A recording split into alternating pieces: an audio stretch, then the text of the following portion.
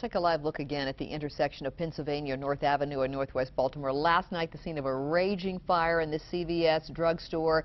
Tonight, as you can see, all is calm. There perhaps are a few stragglers down there, people still on the streets, so I don't see them.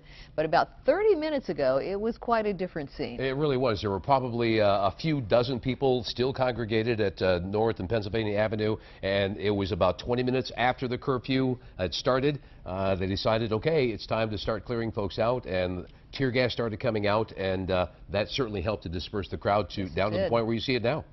We have live team coverage tonight. We're going to begin with 11 News reporter George Lettuce. He was at that intersection but had to break down. He's now at City Hall. George, tell us what you saw.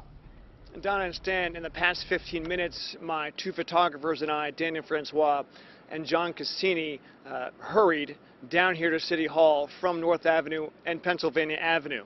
As you said, at about 20 minutes after 10 tonight, the police line that had been standing there along North Avenue began to move forward. The dozens of people in the street did not feel like obeying the curfew. Water bottles were thrown at police officers. Glass objects were thrown at them. They kept advancing, and then at some point, around 10:30 or so, they started to use what are called pepper balls, pepper bullets, and then tear gas. And so once tear gas was thrown in our direction, we got in our truck and we sped away. We definitely, my crew and I, felt the effects of that tear gas, those pepper balls, if you want to call them those. At some point we realized that most of the people in the street were members of the media. So we took that to heart, and we said, look, when the media will start to leave, the people will start to leave. And that's why you're seeing the shots right before you came to me of pretty much calm at the intersection now. But certainly that was not the case roughly 15 to 20 minutes ago, and police were trying to get people off the streets to obey that 10 o'clock curfew because of what happened yesterday across Baltimore City. George, I got a question for you. It appears when the 10 o'clock hour struck and there were still a couple of dozen people there at Pennsylvania Avenue and North Avenue, that they were sort of dead set on having some type of confrontation by refusing to leave, but yet police gave them an extra 22 minutes there. They did, and I would say around 9:30 or so, a group of the people locked arms and were trying to tell their peers to get off the streets. They would lock arms, line up across the street, and they would move the people back. A lot of people were telling people to go home. A lot of people refused. I call them the defiant dozens or so.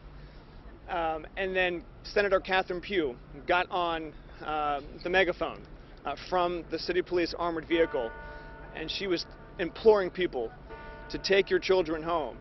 The world is watching us. Let's disperse in a peaceful manner. And then Congressman Cummings came. He was trying to talk to people in the street to get them to go. Finally, he used the megaphone as well and said similar things that Senator Pugh said.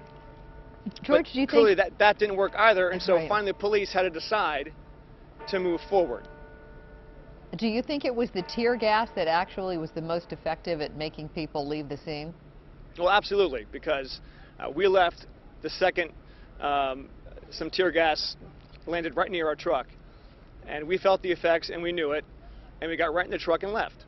And when that started to happen, news crews started to scatter, and I'll be honest with you, at one point most of the people still left in the street were members of the media, and so that's when I pretty much decided that we should really get the heck out of there. Yeah, I don't blame you. I think that was probably a pretty wise decision, George. Thank you. And Senator Catherine Pugh, if I could say, she did a pretty good job of staying calm, and she came up to me and said, look, if you keep moving back, the people will too. Yeah. She was right. Yep. All right, George, thank you so much. Right now we're going to go live to Captain Mike Perry and Sky Team 11. And Mike, I know you've been seeing from the whole thing from above all night long, and it got pretty interesting there for a while. Yeah, it did. Law enforcement began to move in just shortly after they dispersed that tear gas, or dispensed the tear gas. The pepper bullets, we saw initially about 50 or so people begin to run towards the JFX from this Pennsylvania Avenue and North Avenue scene.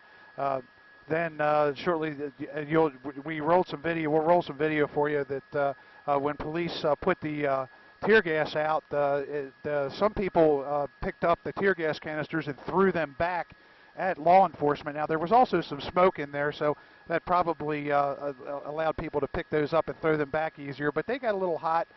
There was a small fire that started in front of the library at that location at Pennsylvania Avenue and North, and then everyone just began to flee in multiple different directions. Now, bringing you up to date right now, law enforcement still has several groups of teenagers that are still hiding in proximity to where these a line of police officers are. They're forming arrest teams, and they're going to start arresting those individuals. We know of about 8 arrests that occurred here. There wasn't very many.